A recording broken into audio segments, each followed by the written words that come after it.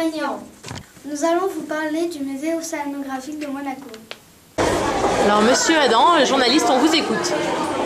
On nous a montré des poissons, les plus gros poissons du musée, les plus petits poissons du musée. Et on a vu comment ils donnent à manger aux poissons. On a vu plusieurs sortes de poissons. Merci, monsieur Adam.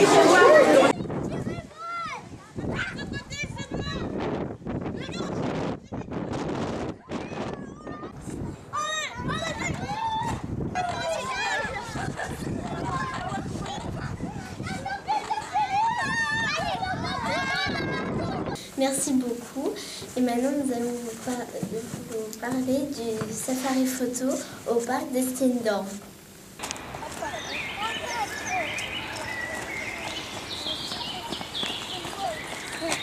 Et on fait un safari photo.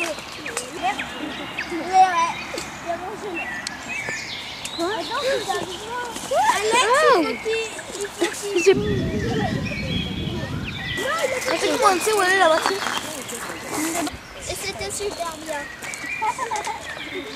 Et sans plus attendre, une interview de Sidonie, professionnelle de l'environnement. Quel est votre métier? Alors, je travaille dans l'éducation à l'environnement. Ça veut dire que j'accompagne des groupes. Alors, ça peut être des groupes d'enfants, ça peut être des groupes d'adultes, de personnes âgées ou des personnes handicapées, à la découverte de différents milieux naturels. La montagne, la mer, le désert, la forêt par exemple. Qu'est-ce que vous aimez dans votre travail? Surtout justement s'émerveiller avec les gens qui viennent avec moi en montagne ou en mer, de tout le spectacle de la nature. Alors, par exemple, quand on voit des baleines ensemble, c'est merveilleux. Quand on va dans la montagne, qu'on voit des marmottes s'amuser, c'est aussi exceptionnel. Donc c'est comme ça, découvrir la nature ensemble. Avec qui travaillez-vous? Avec donc des groupes, des enfants, des adultes, des personnes handicapées parfois, et puis aussi avec des professionnels de l'environnement, des scientifiques, des gardes moniteurs dans les parcs nationaux par exemple, ou des naturalistes, des gens qui travaillent à observer la nature. Alors, vous avez vu, vous, le thème, vous êtes allé au musée océanographique de Monaco, donc il y a des océanographes, il y a des vétérinaires aussi qui s'occupent des poissons. Pour les insectes aussi, il y a des savants, il y a des scientifiques qui les étudient, donc toutes ces personnes, je les rencontre et je travaille avec elles.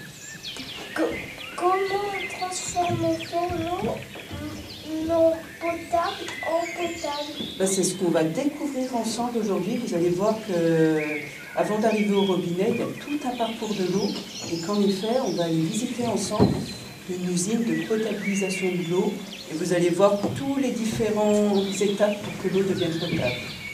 Bienvenue à Super-Régnier.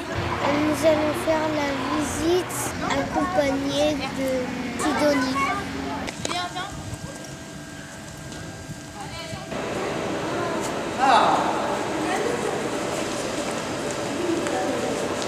Vous l'utilisez à quoi l'eau à la maison? Pour boire. Pour se laver. Alors si on prend l'exemple ici à Super-Régnier, c'est de l'eau qu'on capte dans la rivière de la Vésubie. Ouais, quoi ça? Du plastique, on a dit des sacs plastiques. Ça va la colorer. Juste une goutte, attention. Voilà. Voilà, c'est bien. On va aller du bleu, du jaune. Alors ce qu'on va aller voir ensemble, on va aller en voir ensemble les grands bassins où arrive l'eau du canal de la Vésubie.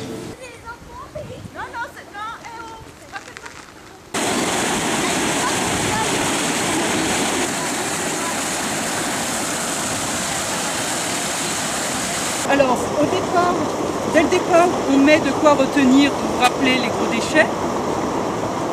On retient aussi les sables, les sableurs là-haut. Quand ça arrive dans la cascade, ça permet aussi de retenir des boues. Et à la cascade de Guéraud, il y a aussi une station de surveillance pour vérifier qu'il n'y a pas de produits chimiques.